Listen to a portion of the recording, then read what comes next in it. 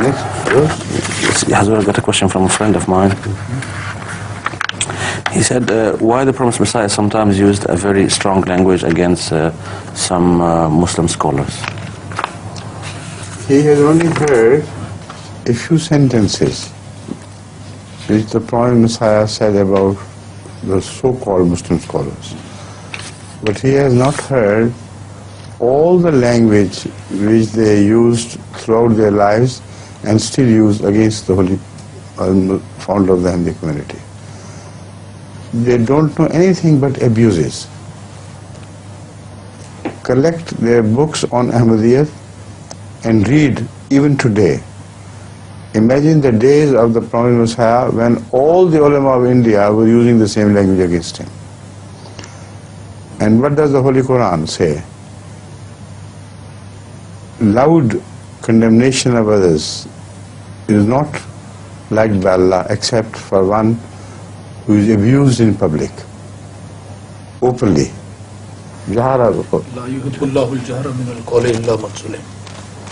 لا يحب الجهر من القول إلا من ظلم.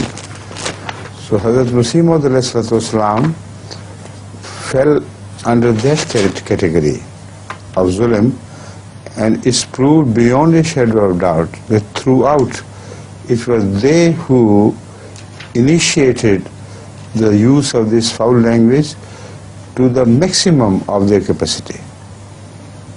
They abused him in every possible way.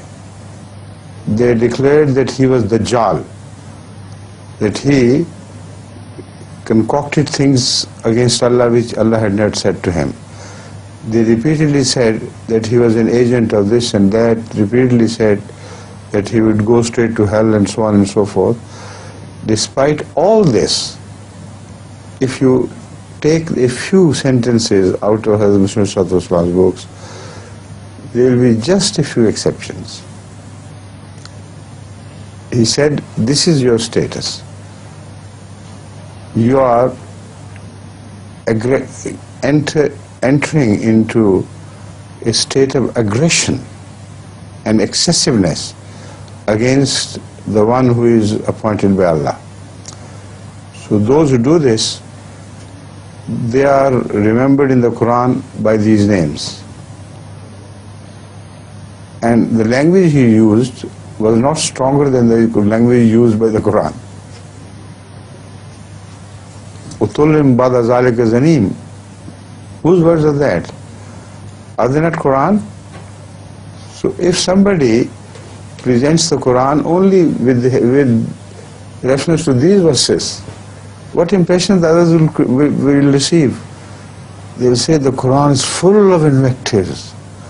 Quran has used very strong language, even declared some people to be illegitimate children. Now, this is exactly what they are doing to the books of Masih Maud ﷺ. For those who are impressed by this propaganda, it's advisable to read all the books of Masih Maud ﷺ and the very books in which these strong words are used. There, where the strong words are used, is also an apology, indicating that we have done it only to show them the sort of language they are using. And to the Muslim masses, we must say that we have deep respect for them. We are only using this language for the very leaders of hostility towards us. As far as the Muslims are concerned, we have nothing but love for them, and that is why we are going through all this struggle of trying to make them understand the point. So this is, in a nutshell, the answer to this. Such people who are influenced by one-side propaganda should try to look on the other side as well. And then they should read the phrases which are sung by Hazrat Masih Maud ﷺ about Hazrat Sallallahu Alaihi Wasallam. Phrases which are found in verse, in poetry, in verse, in Urdu, in Arabic, in Persian. All his words are full of baskets of flowers of these phrases. And when they abuse him who praises Muhammad Rasulullah. This is the correct situation.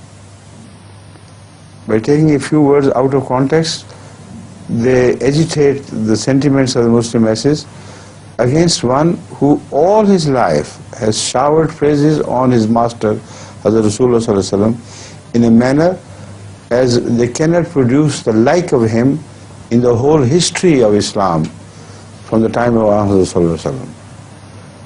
All the authors who have showered their praises in poetry and prose collect them in one place and add and put on the other side the bouquets of Hazrat Masih Maud, so beautiful, so fragrant in the praise of Muhammad Sallallahu Alaihi Wasallam.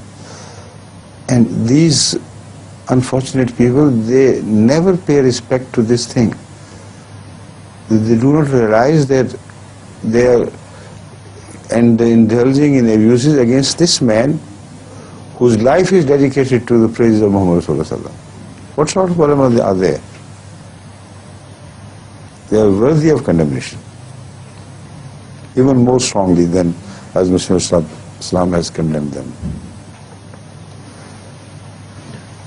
Please.